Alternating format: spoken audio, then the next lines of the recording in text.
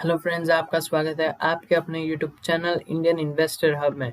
आज हम बात करने जा रहे हैं एस्ट्रा माइक्रोवेव के बारे में, जिसमें इन्वेस्ट किया है द एस इन्वेस्टर और इंडिया के second richest person Radha Kishan Damani sir ने। और सर की इन्वेस्टमेंट के बारे में हम बाद में बात करते हैं। पहले एस्ट्रा माइक्रोवेव के बारे में हम कुछ जानते हैं। देखिए, एस्ट्रा माइक्रोवेव के जो प्रोडक्ट्स है और उनका जो बिजनेस है वो डिज़ाइन, डेवलपमेंट और मैन्युफैक्चरिंग है।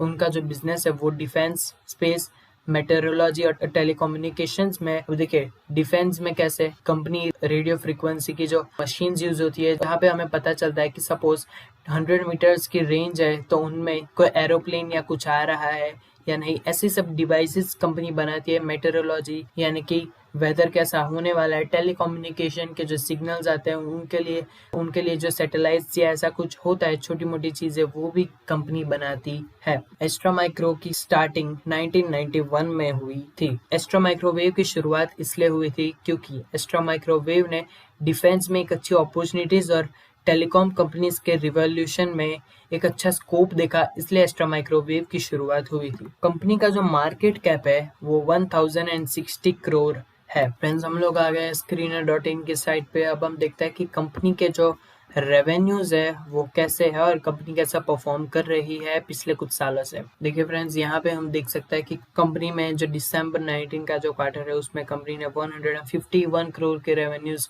जनरेट किए थे, और इस साल यानी कि मार्च 2020 क्वार्टर में कंपनी ने 175 करोड़ के रेवेन्यूज जनरेट किए, यानी कि कंपनी ने एक अच्छी मात्रा में अपने रेवेन्यूज में ग्रोथ किया।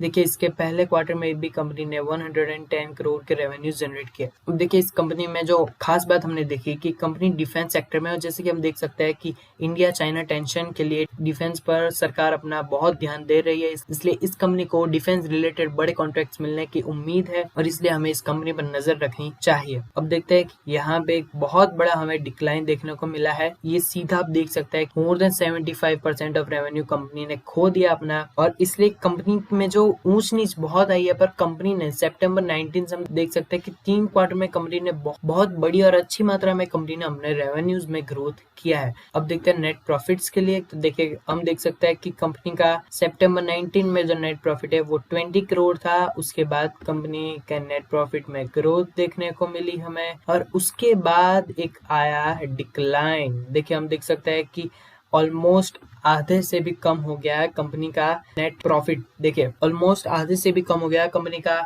दिसंबर 19 में जो रेवेन्यू है वो 23 करोड़ था, और तो मार्च 2020 क्वार्टर में 10 करोड़ तक कम हो गया है। अब देखते हैं year on year basis results. देखिए, year on year basis results में हमें मार्च 19 और मार्च 2020 ईयर में हमें अच्छी ग्रोथ देखने को मिली है। देखिए, 2093 करोड़ था रेवेन्यू मार्च 19 में, और यहाँ पे हम देख सकते हैं कि 467 करोड़ तक बढ़ गया है। इसलिए बहुत ही बेहतरीन बढ़त की कंपनी ने year on year basis revenues पे। पर इसके पहले हम देख सकते हैं कि मार्च 18 में कंपनी के रेवेन्यूज 362 और उसके भी पहले 390, और उसके भी पहले आप देख सकते हैं कि इवन 622 करोड़ तक कंपनी के रेवेन्यूज थे 2015 में। पर कंपनी के रेवेन्यूज में डिक्लाइन देखने को मिला है। अब देखते हैं कंपनीज के नेट प्रॉफिट्स की तरफ। कंपनी के जो नेट प्रॉफिट्स है वो ऑलमोस्ट 4 टाइम्स बढ़ गए हैं। यहाँ पे देखिए, 10 करोड़ था मार्च 19 में कंपनी का प्रॉफिट, और मार्च 20 में कंपनी का प्रॉफिट 44 करोड़ तक बढ़ गया है। पर उसके पहले हम देखते हैं कि कंपनी का जो प्रॉफिट है वो 61 करोड़ था। भले ही कंपनी के जो रेवेन्यूज है वो कम थे। देखिए, हम कंपेयर करते हैं तो कंपनी के रेवेन्यूज इस साल से कम थे, पर फिर भी कंपनी ने ज्यादा का नेट प्रॉफिट गेन किया था, और इस साल कंपनी ने इससे कम नेट प्रॉफिट गेन किया है। देखिए, अब हम देखते हैं कि कंपनी का जो ग्रोथ रेट है वो क्या है। देखिए, हम देख सकते हैं कि जो 10 इयर्स के बेसिस पे कंपनी का ग्रोथ रेट है वो ऑलमोस्ट 10% की रेट से बढ़ा है, पर 5 इयर्स के रेट से हम देखें तो ऑलमोस्ट 11% के रेट से नीचे गिरा है। और पिछले साल के मुकाबले कंपनी ने अपनी रेवेन्यूज में 60% की बढ़ोतरी की है, और प्रॉफिट से उसमें देखिए, हम देख सकते हैं कि 341% की बढ़ोतरी की है पिछले साल के मुकाबले। और बाकी सब जो हम 10 साल तक कंपनी के जो प्रॉफिट ग्रोथ देखते हैं वो सब हमें नेगेटिव ही दिखते हैं। और कंपनी का जो कंपाउंडेड एनुअल ग्रोथ रेट है उसमें हमें 3 इयर्स में ही एक नेगेटिव दिख रहा है, पर देखिए 5 इयर्स में भी कुछ अच्छे नंबर्स नहीं है, 0.65 है जो कि नेग्लिजिबल ही माना जा सकता है। पर देखिए 10 इयर्स का जो एनुअल ग्रोथ रेट है वो 10.28% और 1 ईयर में कंपनी ने 50% के एनुअल ग्रोथ किए हैं।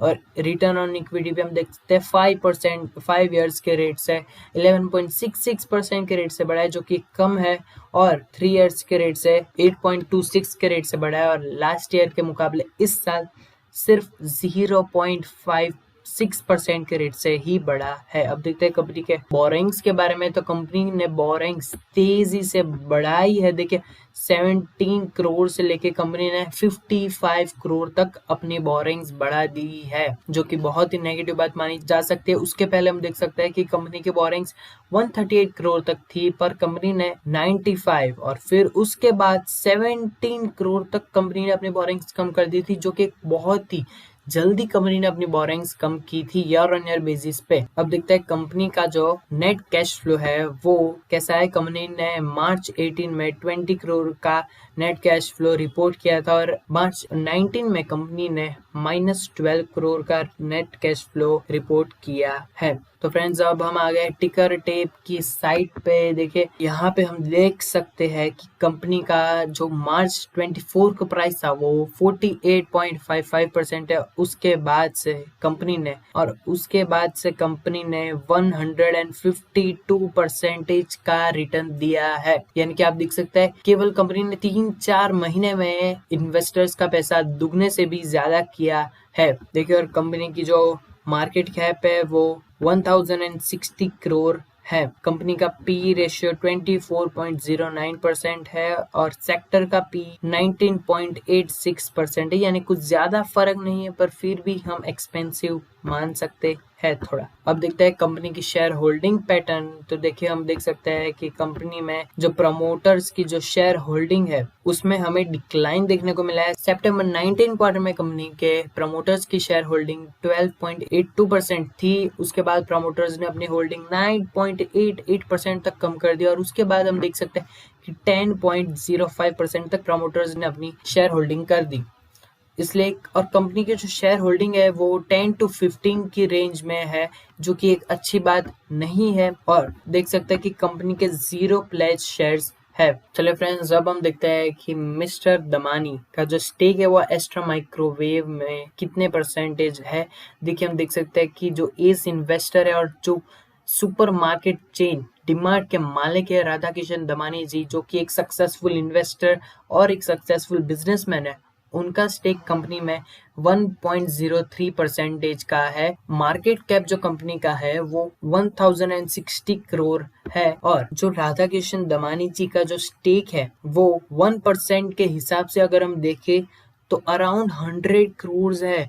अब देखिए कि राधा किशन दमानी जी की जो नेटवर्थ है वो अराउंड $16 बिलियन है। उनके लिए 100 करोड़ ऑलमोस्ट उतनी ज्यादा उनकी नेटवर्थ के परसेंटेज नहीं है, और इसलिए हमें ये उनका जो निवेश है वो बड़ा निवेश नहीं मानना चाहिए। उन्होंने कंपनी में सिर्फ 1.03% की हिस्सेदारी खरीदी है। देखिए हमें पता नहीं है कि राधा किशन दमानी जी ने कंपनी में किस प्रोस्पेक्टिव से इन्वेस्ट किया है, इसलिए हमें आंख बंद कर सिर्फ उनके इन्वेस्ट को देखकर निवेश नहीं करना चाहिए। अगर हम वो करते हैं तो बहुत बड़ी गलती करते हैं। हमें अपनी खुद की रिसर्च करनी चाहिए, तभी हमें कंपनी में निवेश करना चाहिए। अब बात करते हैं कि क्या हमें एस्ट्रो माइक्रोवेव में राधा किशन दमानी जी के बाय पे क्या हमें शेयर्स खरीदने चाहिए या नहीं। देखिए मेरा इसके लिए बहुत ही सिंपल आंसर है कि नहीं, हमें हमारी खुद की रिसर्च करनी चाहिए।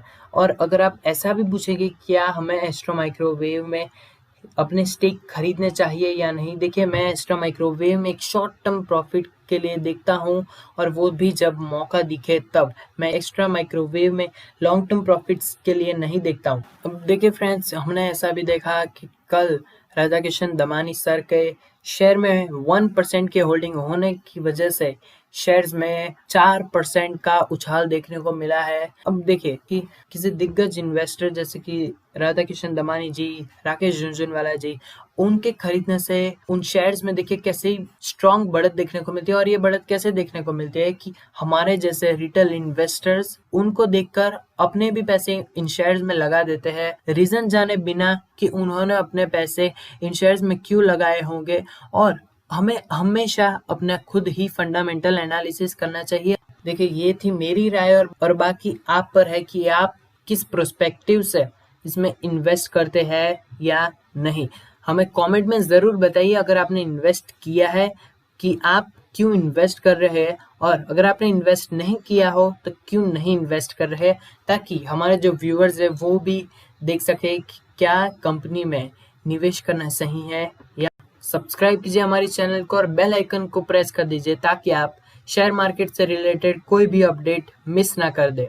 और अगर आपको वीडियो पसंद आई हो और हमारा समझाने का तरीका भी पसंद आया हो तो एक लाइक बटन प्रेस कर दीजिए और कमेंट में बताइए कि अगली आपको किस स्टॉक के बारे में किस स्टडी चाहिए। और आपके डाउट्स हमें कमेंट सेक्शन में ज़रूर बताइए, हम आपके डाउट्स को सॉल्व करने की पूरी कोशिश करेंगे। हमें हमारे ब्लॉग और सोशल मीडिया चैनल जैसे कि टेलीग्राम और फेसबुक, उन पर भी फॉलो कीजिए, उनके लिंक्स डिस्क्रिप्शन में दिए गए। हम शेयर मार्केट से रिलेटेड अपडेट हमारे ब्लॉग, टेलीग्राम और फेसबुक पर डाल देते हैं। Thank you.